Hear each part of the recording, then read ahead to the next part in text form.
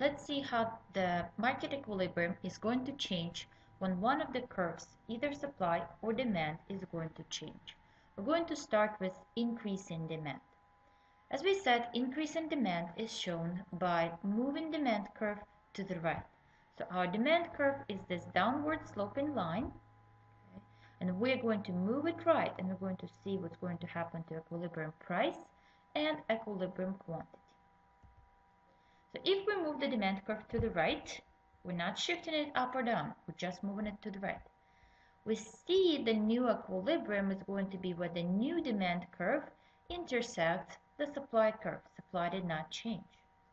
As a result, we can see that price increased and quantity increased as well. So as the demand increases, we say that equilibrium price and equilibrium quantity increases. So when is that going to be the case? It's the case when the goods become more popular. For example, somebody starts advertising the product. So even though the price of that product did not change, the good becomes more popular, thus the demand increases. As a result, the price is going to increase, not the other way around. Perhaps we have more consumers. Imagine a situation that, well, you don't have to imagine it, you actually are in this situation. If you decide to go to Starbucks coffee on campus right now, it's pretty empty, you don't have to wait for it. Let's say that the school begins. What's going to happen? Well, there's definitely going to be more lines to Starbucks coffee. Why is that? There's more consumers. So if Starbucks coffee was perfectly competitive, which is not, then the price would have increased and the quantity sold would have increased as well. Another way to increase the demand would be when substitutes are more expensive.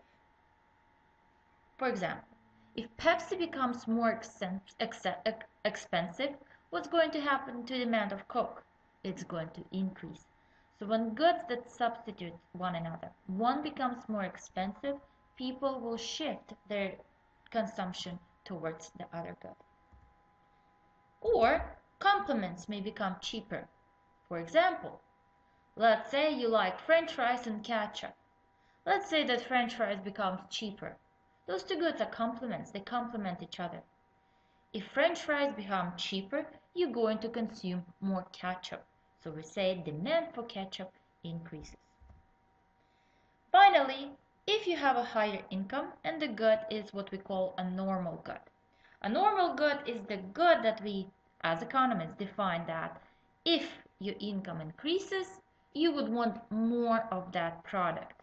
For example, to come up with an example of a normal good, imagine a situation. Tomorrow you wake up and your boss calls you and says that your salary is going to increase by 20%. What would you buy? You're probably going to buy maybe a new TV, maybe a better car, maybe you'll move to a nicer house. So all of those examples are examples of normal goods, goods that you want to consume more if your income increases. Could be the opposite situation. Your income can go down and you're actually going to start consuming more of certain goods. How is it possible? Those goods we call inferior goods. What kind of goods are those? Well, if tomorrow, for whatever reason, your income decreases, think about what would you consume more? Maybe you'll start substituting Red Lobster meals with McDonald's meals. So you consume more of a McDonald's when your income decreases. You probably will eat more rice, less meat. That makes rice an inferior good. You're probably going to cut down on consumption of some of the luxury goods and start buying some not brand name products, but actually, those grocery store names, right? Like Kroger or something like that. So all of those are examples of inferior goods. Some goods that when your income decreases, you start consuming more of those products, generic names. What's going to happen for demand to decrease? The good can become less popular. There may be less consumers. The substitutes may become less expensive. Once again, if Coke decides to lower its price, people are going to probably consume less Pepsi because now Coke is relatively cheaper. Or complements may become more expensive. Imagine that peanut butter increases in price. What's going to happen to demand of jelly? It's probably going to decrease as you're not going to make as many peanut butter jelly sandwiches. You can have increase in income and consumption of inferior goods is going to drop. You're not going to eat ramen noodles once you double your income. That's an example of an inferior good. Or you may have lower income and consume less of a normal good. You may not wait a little bit longer for a purchase of a new TV or a new car if your income decreases. So those goods are called normal goods. So let's see what happens to our equilibrium price and quantity. So we start with the original equilibrium. Demand and supply intersect at a certain point, and that point is going to be our equilibrium, a certain price P1 and quantity Q1. Let's say that demand decreases. Demand decreases, it means we shift in demand curve to the left.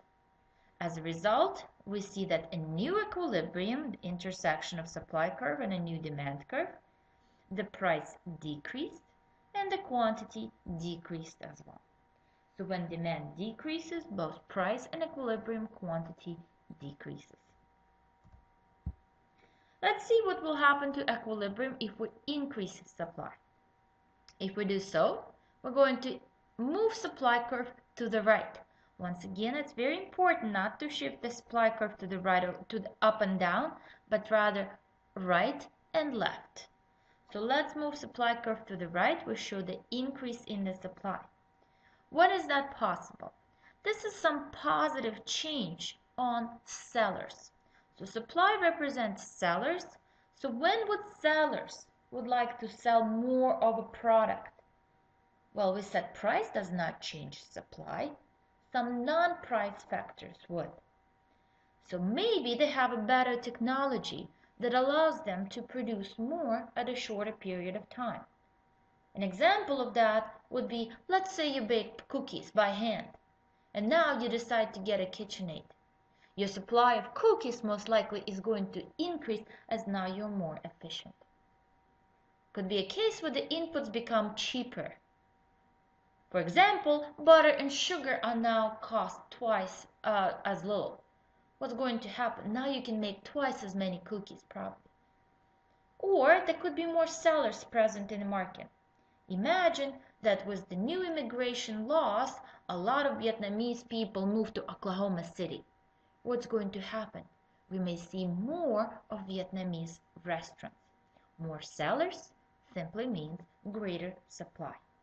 And as supply increases, moving it to the right, we're going to see that the price is going to decrease and quantity is going to decrease. So we move from one point to another, and price dropped, quantity increased. Finally, decrease in supply. We're going to shift supply curve to the left. When is that going to happen? Either technology is destroyed, which is very rarely happens, but it could be a possibility, or there's less sellers in the market.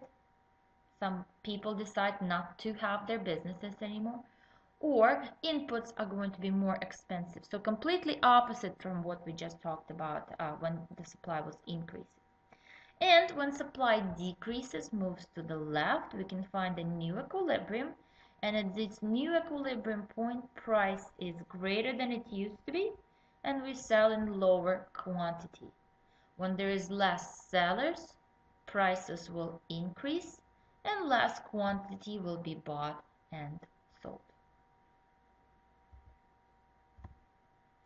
Let's look at the example. What will happen to the price of orange juice if we have a hurricane in Florida which destroys the crop of oranges? How are we going to approach this problem? Well, we have to figure out first, is demand or supply going to be affected? Second, we're going to figure out which way demand and supply is going to move. Then we're going to find our new equilibrium and show it. So we begin with our benchmark. We draw supply curve and demand curve. Remember, demand curve is downward sloping, supply curve is upward sloping. Identify the equilibrium. The equilibrium price is on the vertical axis and equilibrium quantity is on the horizontal axis. So now we have hurricane in Florida that destroys crop of oranges. Well, oranges are used in production of orange juice. So here we can say that sellers are going to be affected. So there is less input. There's less oranges available. What's going to happen to supply of orange juice? Supply is going to decrease. And we show it as a movement of a supply curve to the left. We can identify the new equilibrium, which is the intersection of your demand curve and supply curve. And we can identify the new price, P2, and quantity, Q2. What will happen to the price of umbrella when it starts raining?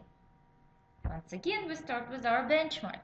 We show demand curve as a downward sloping line, and we show the supply curve as an upward sloping line. Identify your equilibrium. On a vertical line where the lines intersect is going to be your price. On a horizontal line is going to be your quantity. When it's raining, demand for umbrellas increases. More people require umbrellas now. As a result, demand increases. Umbrellas are more popular during rain. As demand increases, we show it as a movement to the right. We can identify the new equilibrium. So price is going to go up. As you know, during rain, price of umbrellas increases. And number of umbrellas bought and sold is going to increase. What will happen to the price of Vietnamese food if more Vietnamese people move to admit?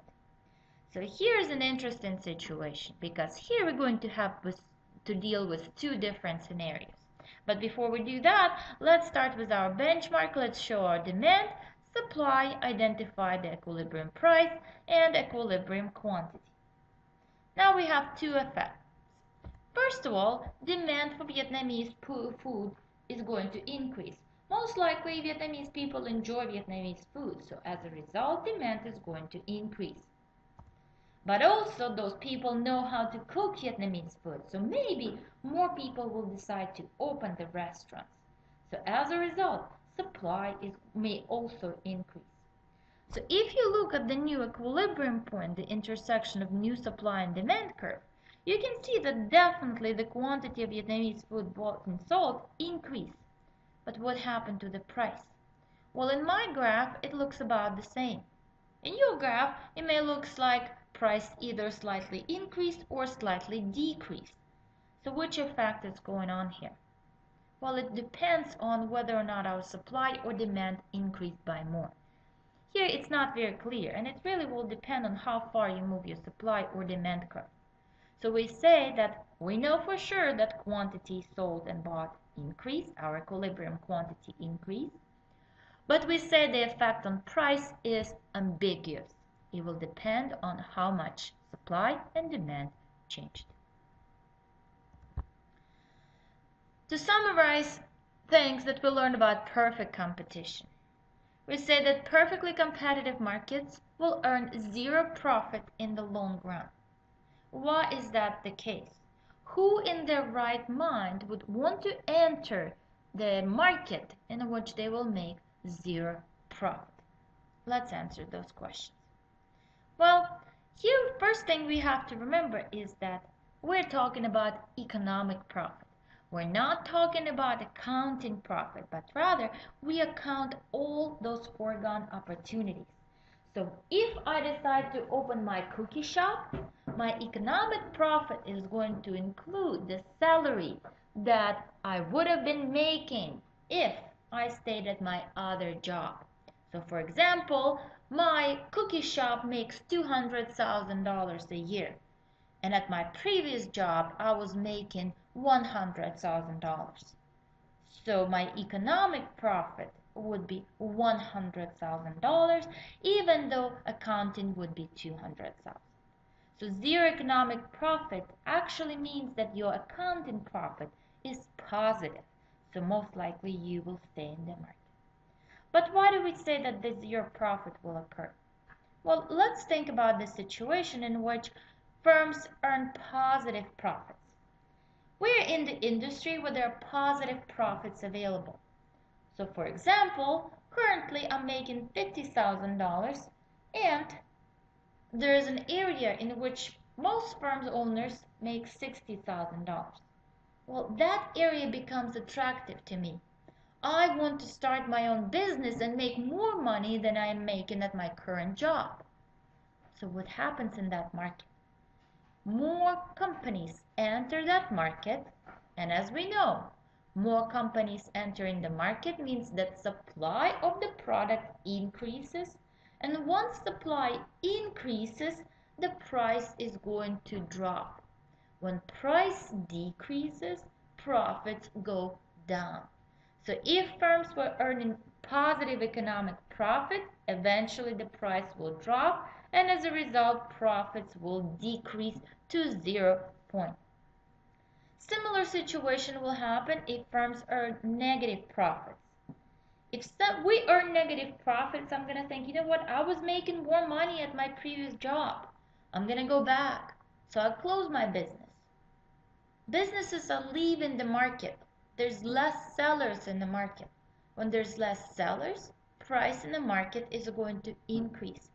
As price increases, it means there's more profits for the remaining firms. So if the firms were making negative profits, now they're going to see those profits to increase until they get to, once again, a 0 point. In general, perfectly competitive markets are going to be produce the most and charge the least for that product.